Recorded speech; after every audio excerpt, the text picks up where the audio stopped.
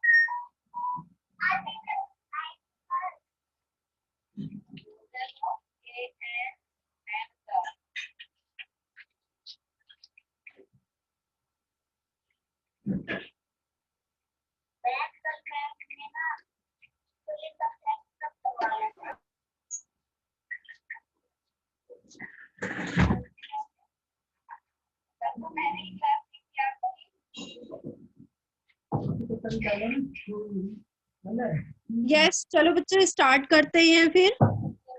ठीक है, मैं शेयर करती हूँ चैप्टर। हम लोग नीलकंठ नामक चैप्टर पढ़ रहे थे उस दिन, चैप्टर 15, उसी को कंटिन्यू करेंगे। ठीक है,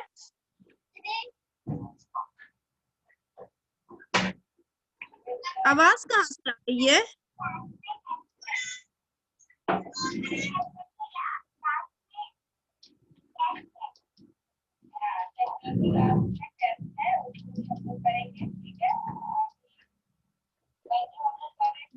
ये तो दूसरा चैप्टर शेयर हो गया।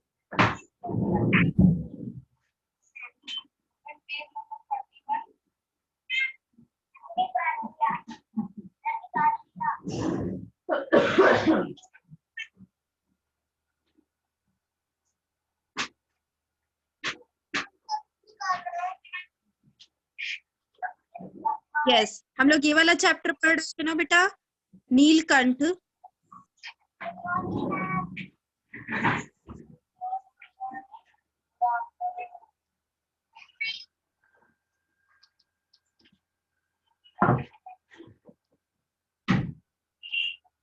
यस, इसमें हाँ हम उस दिन ये पढ़ रहे थे स्टोरी। इसमें कहाँ तक पढ़ लिए थे, किसी को याद है?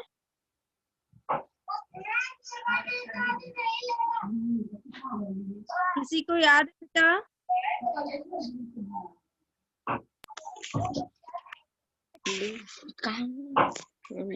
मैम मोरों के सिर की कलिका के, मैम मोरों के सिर की कलिका और सघन तक मैम उससे ऊपर पढ़ लिया था मैम, वहां से पढ़ना है।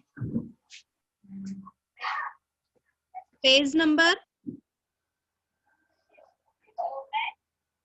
Page number ma'am 110। ओके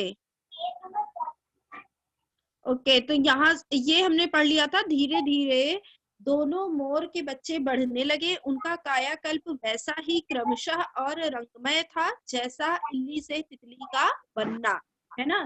कि हम पढ़ते हैं कि इस चैप्टर में शुरुआत में क्या होता है कि मोर और मोरनी को लेखक खरीद के लेके आता है, जो बहुत ही अभी छोटे थे, है ना।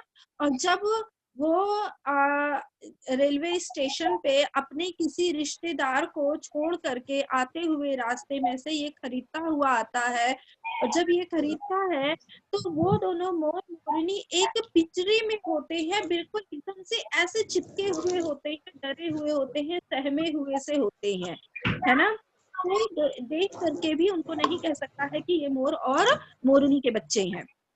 फिर जब वो अपने घर लेके के आता है लेखक, तो उसको अपने कमरे में रखता है ना, कि वहां पर जहां पर सारे जानवर थे। उसने अपना, वो इतना जानवरों का शौकीन होता है कि पूरा एक अलग सा एक जगह बनाया होता है जहां पर सारे जानवर रहते हैं। लेकिन वो दोनों इतने छोटे से थे कि उन दोनों को बचाने के लिए उसके घर में एक बिल्ली भी थी। उस बिल्ली का क्या नाम है?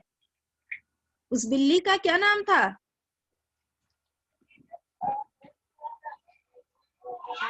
चित्रा। चित्रा। यस, उस बिल्ली का क्या नाम था? चित्रा। तो चित्रा से बचाने के लिए लेखक क्या करता है कि मोर और मोरनी को अपने ही रूम में रखता है ना।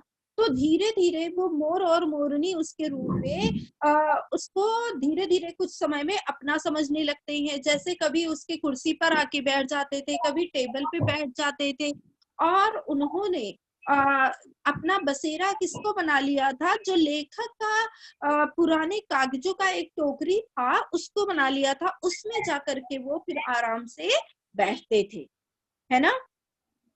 फिर ये सब तो हमने पढ़ लिया था। फिर उसके बाद अब जब कमरे का सारा जितना भी कायाकल्प था, जो उसका रंग ढंग था, जो उसके लेखक के रहने का तरीका था, जब वो चिड़िया खाने के रूप में लगने लगा, जब बिल्कुल बदलने लगा, तो लेखक क्या करता है, उन दोनों को भी पकड़कर कहाँ पे पहुंचा देता है, जहां पर वो अपने सारे जानवरों को रखता है। अब जब ये दोनों जानवर मोर और मोरनी वहां पर पहुंचते हैं, तो इस तरीके से स्वागत होता है जैसे कोई घर में नई वधू आई हो, कोई नया आगंतुक, नया मेहमान आया हो। इस तरीके से वहां पर लोग, जितने भी जानवर होते हैं, कौन कौन से जानवर होते हैं पहले हम ये पढ़ लेते हैं। वहां पे एक लक्का कबूतर होता है जो हमेशा नाचता रहता, वो अपना नाचना छोड़कर दौड़ पड़ा और मोर मोरनी के चारों ओर घूम घूम कर गुटरगू की रागनी अलापने लगा था। फिर उसके बाद वहां पे और कौन सा जानवर होता है, खरगोश होता है, बड़ा खरगोश होता है, जो सभ्य सभासदों के समान क्रम से बैठकर गंभीर भाव से उनका निरीक्षण करने लगा, मोर और मोरनी का। जब लेखक मोर और मोरनी को वहां पे बाकी जहां पे सारे जानवर रहते थे वहां पे पहुंचाता है, तो लक्का कबूतर जो होता है वो घूम घूम के निरीक्षण करता है, सभी जो सभासद की तरह खरगोश बैठा होता है वो गंभीर भाव से उनका निरीक्षण करता है।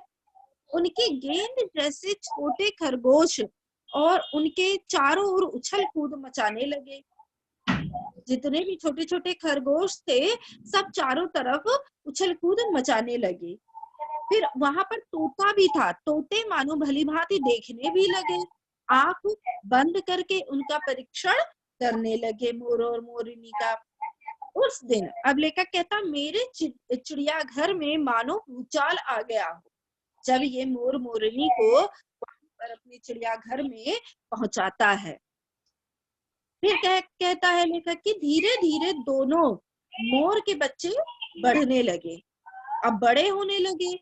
उनका कायाकल्प वैसा ही क्रमशः और रंगमय था जैसा इल्ली से तितली का बनना। अब मोर के सिर की, यहाँ से पढ़िए, रीडिंग लगाइए, कौन लगाएगा?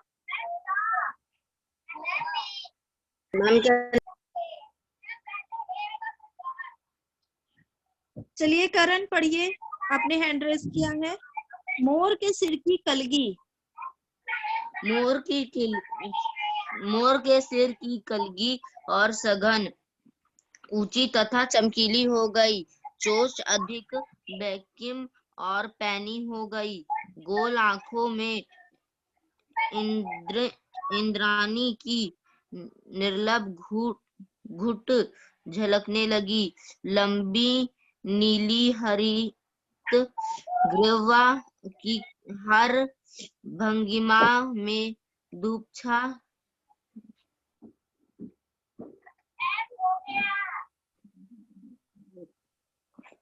धूप छाही तरंगे उठने गिरने लगी। दक्षिण वाम दोनों पंखों में स्लेटी और सफेद आलेखन स्पष्ट होने लगे, पूंछ लंबी हुई और उनके पंख पर चंद्रिकाओं के इंद्रधनुषी रंग उद्दीपित हो उठे। रंग रहित परों को गर्वली गति ने एक नई गरिमा से सज्जित कर दिया।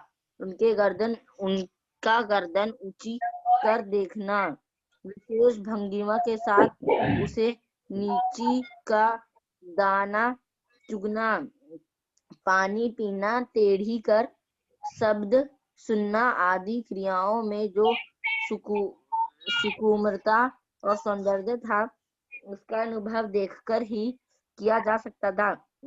गति का चित्र की नहीं आंख आ सकता।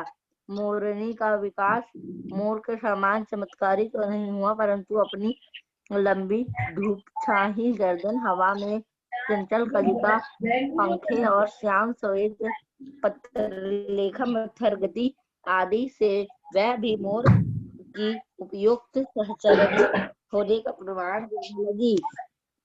नीलभ स्टॉप करण। तो यहाँ पर क्या लिख रहा है लेखक कि मोर के सिर की कलगी और सतह ऊंची तथा चमकीली हो गई। जो उसके ऊपर सिर पे कलगी थी वो सब बड़ी होने लगी। चोंच भी बिल्कुल एकदम पैनी हो गई, नुकीली जैसे होने लगी। गोल आंखों में इंद्रनी की नीलाभ धुति झलकने लगी, जैसे नीला नीला सा गोल आंखें बड़ी होने लगी। लंबी नील हरित ग्रीवा, जो उसकी गर्दन थी कि हर भंगिमा धूप छाही, मतलब उनका जो मोर का कलर था वो बिल्कुल धूप छाही जैसे कलर का होने लगा। तरंगे उठने गिरने लगी। दक्षिण वाम दोनों पंखों से सलेटी और सख्त आलेखन स्पष्ट होने लगी। पूंछ लंबी हो गई। उनके पंखों पर चंद्रिकाओं के इंद्रधनुषी जैसे अलग अलग कलर के हल्के हल्के शेड दिखते हैं वो दिखने लगे।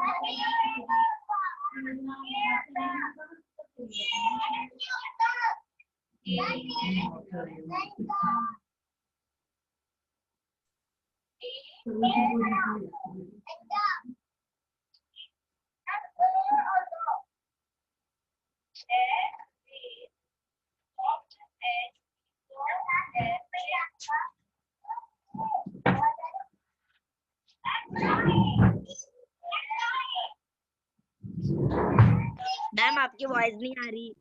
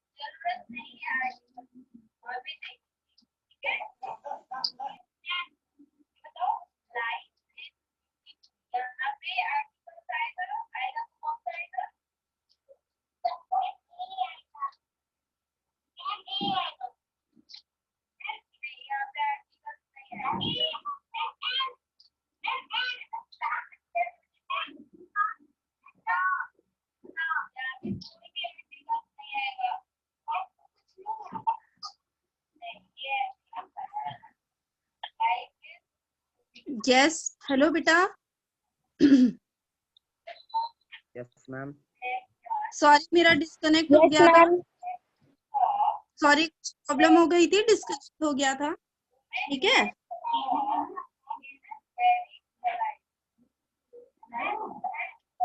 मैम आपकी वॉइस क्लियर नहीं आ रही। मेरी वॉइस क्लियर नहीं आ रही है अभी भी? मैम अब क्लियर आ रही है।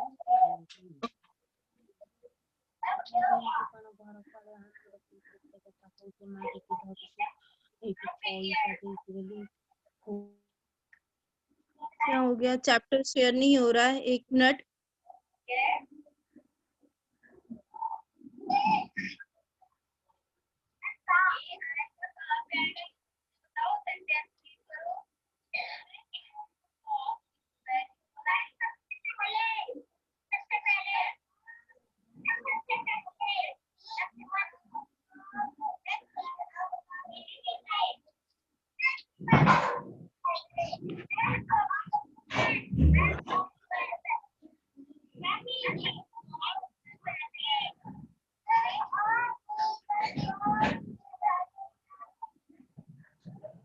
ये बेटा मेरा स्क्रीन शेयर नहीं हो रहा है। किसी के पास बुक है तो शेयर कर सकते हैं। मेरे में पता नहीं क्या हो गया, अभी पहले शेयर हुआ था, अभी नहीं हो रहा है बेटा।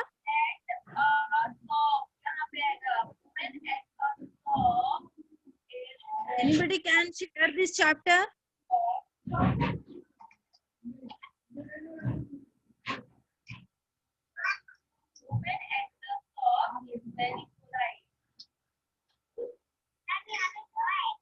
कोई चैप्टर शेयर कर सकता है बेटा?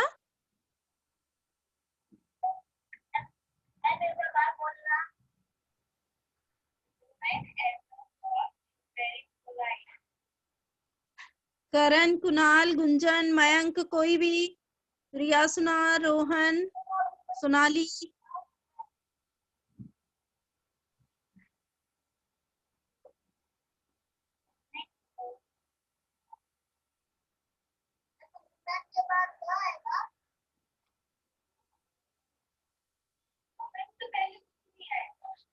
Yes Karan, can you share? Hand raise किए हो?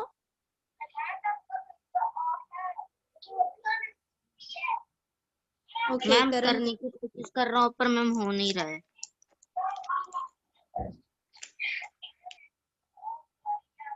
आप बेटा वीडियो ऑन करके ना उसी की बुक की तरफ कर लो,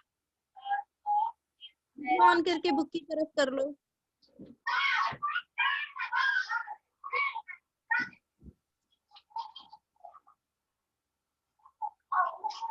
मैम कर दिया।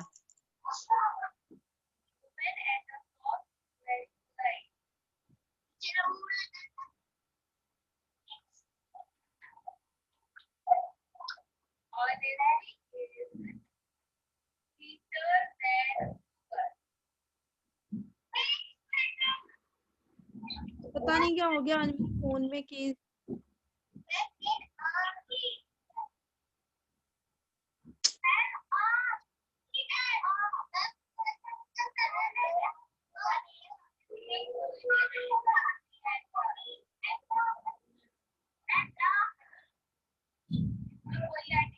हाँ अब साफ दिखा करण, वेरी गुड।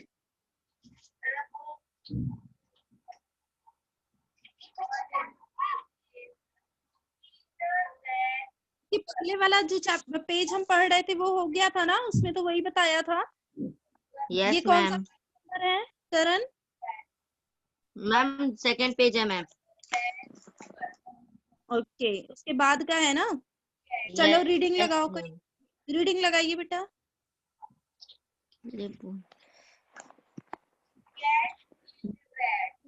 नीलाभ ग्रीवा के कारण मोर का नाम रखा गया नीलकंठ, और उसकी छाया के समान रहने के कारण मोरनी का नामकरण हुआ राधा। मुझे स्वयं ज्ञात नहीं कि कब नीलकंठ ने अपने आप को चिड़ियाघर के निवासी जीव जंतुओं का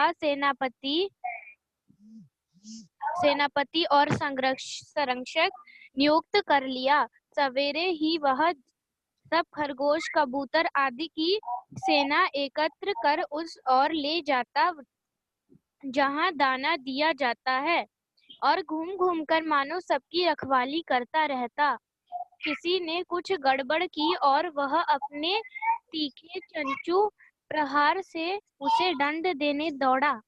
खरगोश के छोटे बच्चों को वह चोंच से उनके कान पकड़कर ऊपर उठा लेता था और जब तक वे आर्तक्रंदन न करने लगते उन्हें अधर में लटकाए रखता। कभी-कभी उसकी पैनी चोंच से खरगोश के बच्चों का कर्णवेध संस्कार हो जाता था, पर वे फिर कभी उसे क्रोधित होने पैनी चोंच क्रोधित होने का अवसर ना देते थे। दंड विधान के समान ही उन जीव जंतुओं के प्रति उसका प्रेम भी असाधारण था। प्रायः वह मिट्टी में पंख फैलाकर बैठ जाता और वे सब उसकी लंबी पूंछ और सघन पंखों में छुआ-छुअल सा खेलते रहते। ऐसी ही किसी स्थिति में एक सांप जाली के भीतर पहुंच गया। सब जीव जंतु भागकर इधर उधर छिप गए। केवल एक शिशु खरगोश सांप की पकड़ में आ गया। ओके, तो आपको ये पेज समझ में आ गया बच्चों? ये पेज समझ में आ गया? Yes ma'am.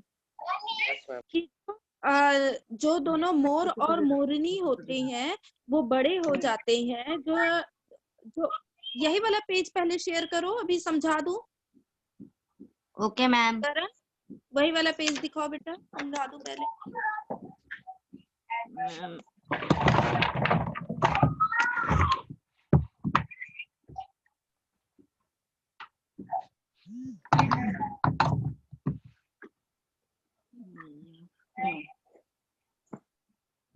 मैम हो गया। जब दोनों बड़े हो जाते हैं तो जो मोर होता है उसकी ग्रीवा, जो गर्दन होता है, और ऊंची हो जाती है, इसलिए उसका नाम क्या रखा गया? नीलकंठ। और उसकी छाया के समान हमेशा उसके साथ जो रहती थी उसका नाम रख दिया मोरनी। मोरनी का नाम क्या रखा गया? राधा। नीलकंठ और राधा, ठीक है। मोर का नाम नीलकंठ रखा गया और मोरनी का नाम क्या रखा गया? राधा। अब लेखक आगे कहता है कि मुझे स्वयं ही इस बात का यह बात नहीं ज्ञात थी, इस बात का नहीं पता था कि कब नीलकंठ ने अपने आप को चिड़ियाघर के निवासी जीव जंतुओं का सेनापति और संरक्षक नियुक्त कर लिया। नीलकंठ अब इतना बड़ा हो गया था कि वह वहां के जीव जंतुओं का अपने आप को सेनापति और संरक्षक बन गया था अपने आप ही। सवेरे ही वह सब खरगोश, कबूतर आदि की सेना एकत्र कर उस ओर ले जाता जहां दाना दिया जाता है। तो सभी को वह इकट्ठा करके ले जाता जहां पर दाना दिया जाता था। किसको? खरगोश को, कबूतर को, एक सेना की जैसे। और घूम घूम कर मानो सबकी रखवाली भी करता था। जो नीलकंठ था, नीलकंठ मोर बड़ा हो गया था। किसी ने कुछ गड़बड़ की और वह अपने तीखे चंचू प्रहार से उसे दंड देने दौड़ा। कह रहा है कि किसी जानवर ने वहां पे कुछ गड़बड़ की और वह अपने जो उसके चोंच थे उससे वह उसको दंड देने के लिए, पनिशमेंट देने के लिए आगे दौड़ा। देखो पिक्चर में भी ऐसा दिख रहा है ना, दिख रहा है ना कि मोर बड़ा हो गया है, सारे जीव जंतु छोटे छोटे से हैं, है ना। तो खरगोश के छोटे बच्चों को वह चोंच से क्या करता? खरगोश के जो छोटे छोटे बच्चे थे वह उसके अपनी चोंच से उनके कान पकड़कर ऊपर उठा लेता। खरगोश के छोटे बच्चों को उसके कान पकड़कर अपने चोंच से ऊपर उठा लेता। तो इससे क्या होता था? कभी कभी जब तक वे अतिक्रंदन ना करने लगते, जब तक वो इधर उधर छटपटाने ना लगते, उन्हें अधर में लटकाए रखता। मतलब अपने ओठों से वह उन लोगों को लटकाए रखता था।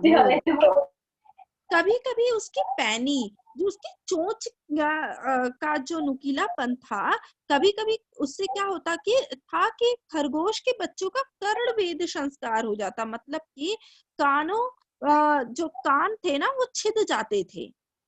कर्ण मतलब कान और वेद मतलब उसमें कुछ छेद हो जाता था, तो कर्णवेध संस्कार हो जाता था, पर वे फिर कभी उसे क्रोधित होने का अवसर ना देते थे। फिर भी पर भी पर वे फिर कभी उसे क्रोधित होने का अवसर ना देते, किसको? मोर को। तो दंड विधान के समान ही उन जीव जंतुओं के प्रति उसका प्रेम भी असाधारण था। जो मोर था उसका प्रेम बिल्कुल असाधारण था, अनोखा था। वो कैसे जानवरों को प्रेम करता था।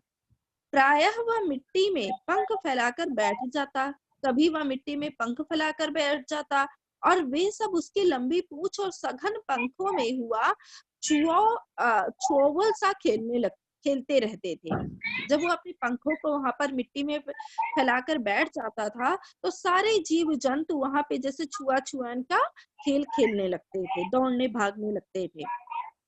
ऐसा ही किसी स्थिति में एक सांप जाली के भीतर पहुंच गया। एक सांप अब उस जाली के भीतर आ गया। सब जीव जंतु भागकर इधर उधर छिप गए सांप के आने से। केवल एक शिशु खरगोश जो था वो सांप की पकड़ में आ गया। एक छोटा सा जो बच्चा था खरगोश का, वो सांप की पकड़ में आ गया था। नेक्स्ट पेज शेयर करिए प्लीज करण।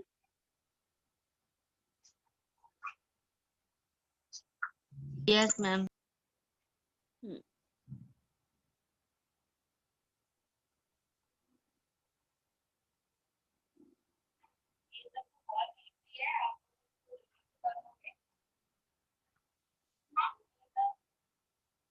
हाँ, थैंक यू। अब यहाँ से पढ़िए। कह रहा है जब मेरे कमरे का कार्यालय चिड़िया खाने। ये पेज तो हो गया है बेटा। 112 पेज नंबर शेयर करिए। 112।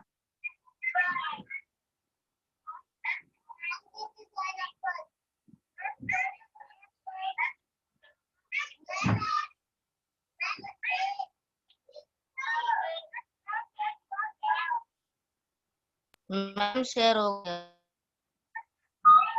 बेटा दिख नहीं रहा करण। Yes ma'am.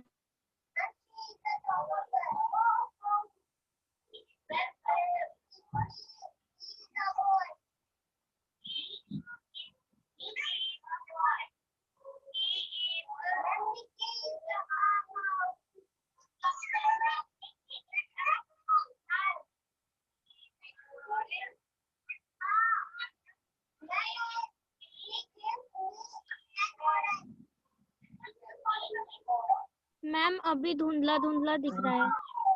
हाँ, अब क्लियर है। Yes ma'am. गया निगलने के प्रयास में सांप ने उसका आधा पिछला शरीर तो मुंह में दबा रखा था, शेष आधा जो बाहर था उससे चींची का स्वर भी इतना तीव्र नहीं निकल सकता था कि किसी को स्पष्ट सुनाई दे सके। नीलकंठ दूर ऊपर झूले में सो रहा था। उसी के चौकन्ने कानों ने उस मंद स्वर की व्यथा पहचानी और वह पूंछ पंख समेटकर सर से एक झपटे में नीचे आ गया। संभवतः अपनी सहज चेतना से ही उसने समझ लिया होगा कि सांप के फन पर चोंच मारने में खरगोश भी घायल हो सकता है। उसने सांप को फन के पास पंजों से दबाया और फिर चोंच से इतने प्रहार किए कि वह अधमरा हो गया। पकड़ ढीली पड़ते ही खरगोश का बच्चा मुख से निकल तो आया, परंतु निश्चेष्ट सा वहीं पड़ा रहा। राधा ने सहायता देने की आवश्यकता नहीं समझी, परंतु अपनी मंद केका से किसी असामान्य घटना की सूचना सब और प्रसारित कर दी। माली पहुंचा, फिर हम सब पहुंचे। नीलकंठ जब सांप के 2 खंड कर चुका, तब उस शिशु खरगोश के पास गया और रात भर उसे पंखों के नीचे रखे उष्णता देता रहा। कार्तिकेय ने अपने युद्ध वाहन के लिए मयूर को क्यों चुना होगा? यह उस पक्षी का रूप और स्वभाव देखकर समझ में आ जाता है। मयूर कलाप्रिय वीर पक्षी है, हिंसक मात्र नहीं।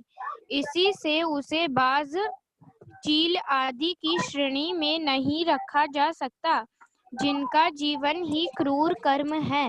नीलकंठ में उसकी जातिगत विशेषताएं तो थी ही, उनका मानवीकरण भी हो गया था। मेघों की सांवली छाया में अपने इंद्रधनुष के गुच्छे जैसे पंखों को मंडलाकर बनाकर जब वह नाचता था, तब उस नृत्य में एक सहजात लय ताल रहता था। आगे पीछे दाहिने बाएं क्रम से घूमकर वह किसी अलक्ष्य सम पर ठहर जाता था। राधा नीलकंठ के सामने नहीं नाच सकती थी, परंतु उसकी गति में भी एक छंद रहता था।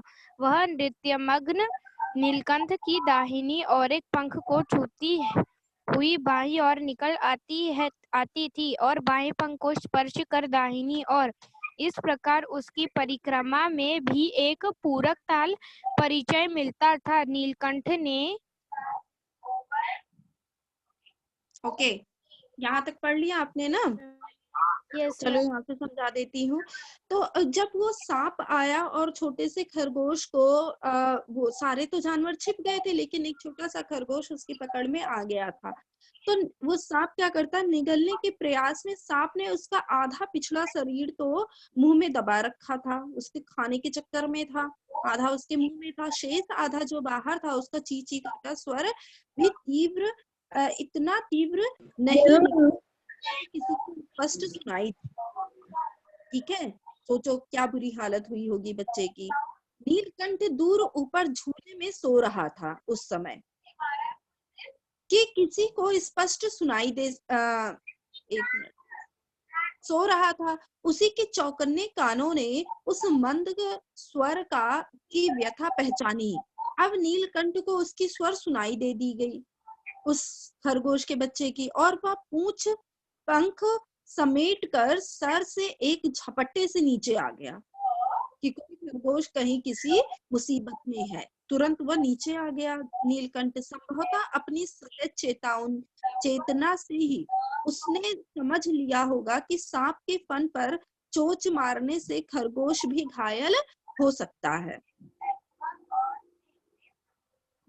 ठीक है, कि संभवतः वह बता रहा है कि इतनी सहज चेतना से ही उसने लिया होगा कि वो मोर को, नीलकंठ को, कि शायद किसी सांप के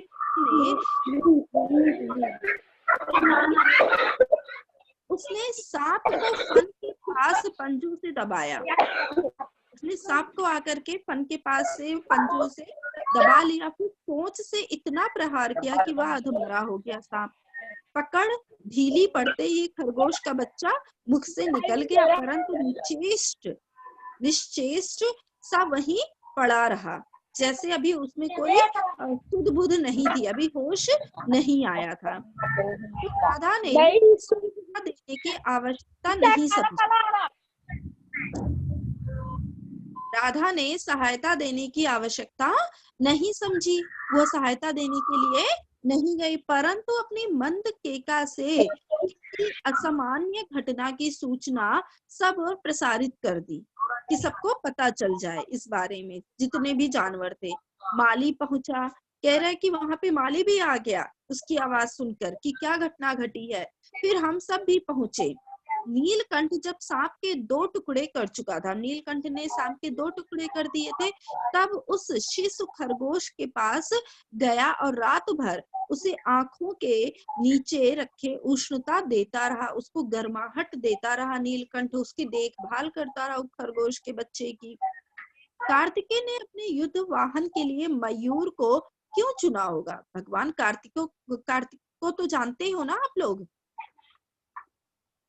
गणेश जी के जो भाई थे, शंकर जी के पुत्र थे, बड़े पुत्र कार्तिकेय, उन्होंने अपने वाहन के रूप में मयूर को क्यों चुना होगा? क्यों चुना था?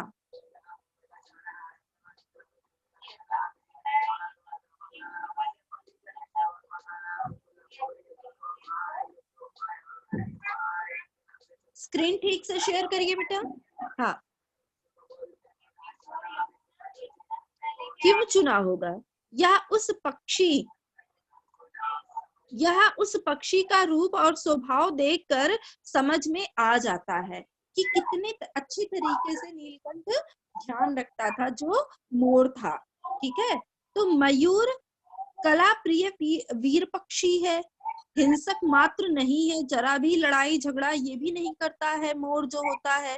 इसी से उसे बाज, चील आदि की श्रेणी में नहीं रखा जा सकता, जिनका जीवन ही क्रूर कर्म है।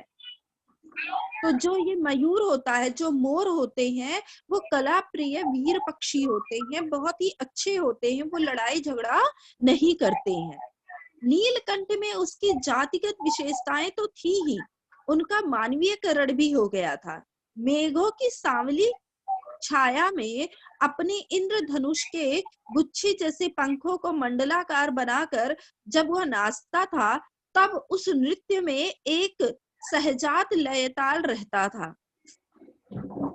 आगे पीछे मतलब कि जब वो एकदम मस्त होके नाचता था, तो क्या एक जैसे सुर लय ताल चलता था। आगे पीछे दाहिने बाएं क्रम से घूमकर वह किसी अलक्ष्य सम पर ठहर ठहर जाता था।